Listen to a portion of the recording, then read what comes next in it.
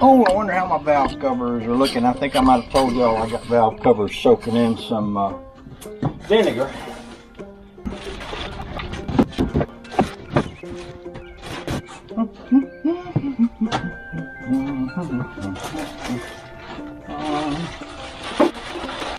Smelly.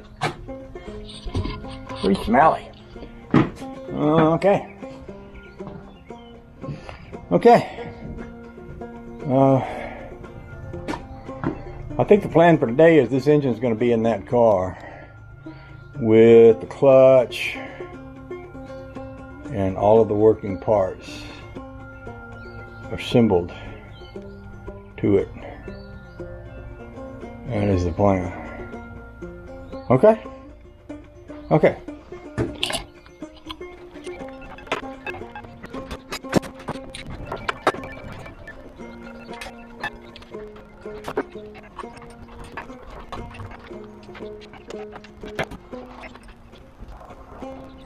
Okay, this is weird.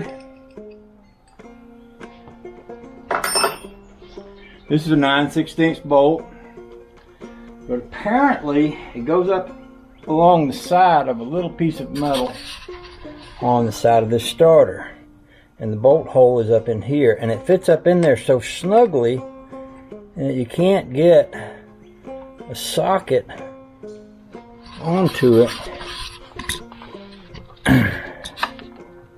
because it's literally right against that piece of metal. And it was tightened up as much as I could get it. I've got a little wrench that I made. I think I made this when I was trying to put the manifolds on the Crosley. And I didn't have room for a big wrench in there. And I can tighten it with that, but I had it as tight as it would go and it wasn't tight. And this is a pretty long bolt. I think what I'm going to do is put a few washers on it, snug it back up in there so it doesn't go up in there so far.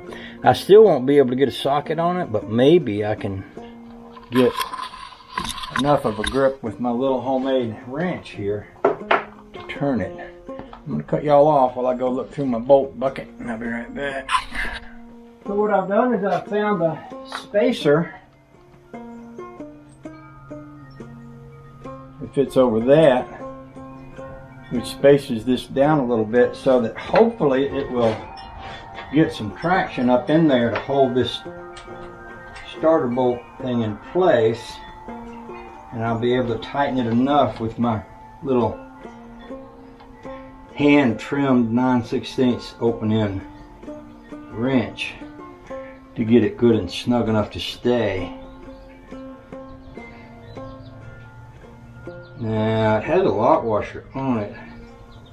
I guess if I wanted to go for overkill I could put another lock washer, but I don't think I'm going to, because I want to make sure I get enough meat up in the threads of that block to hold this.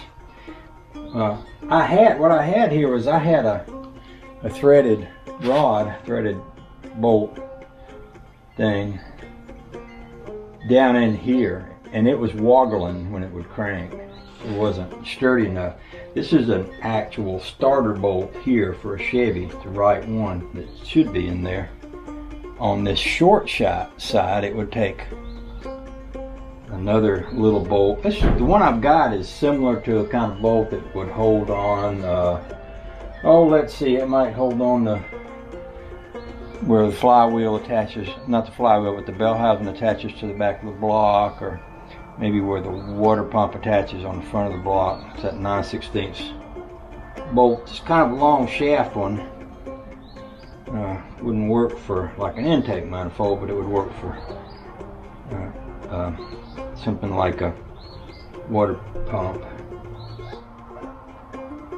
Anyway, she should be good and sturdy once I get this on there and tightened down good. Sometimes there's little things you notice when you're putting the car together. They don't amount to much, except that they can cause a problem later if you ignore them, and ignoring them is the easiest way to go. The problem with going the easiest way there is to go is that sometimes you miss something that you shouldn't have missed, and it can cause you problems later on.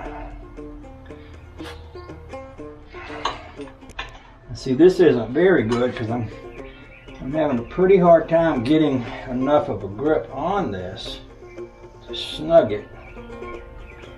It'd probably be even harder to get off of there. Hopefully I don't have to worry about that for a very long time.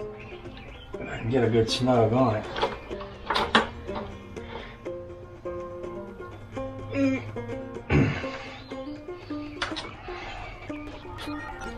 That's a pretty good tool. Now that is a Bon-Econ. Bon-Econ, that's probably code for the cheapest tool you could possibly ever make. But it was made in the USA, it says so right there. So even though it's a Bon-Econ, made in the USA, with most of the end of it filed off, still works pretty good. Still got the power. That's the power I need to tighten that up. Okay, now let's put the flywheel back on it. I need to find my torque wrench so I can torque it on there. I looked up the torque numbers for it this morning.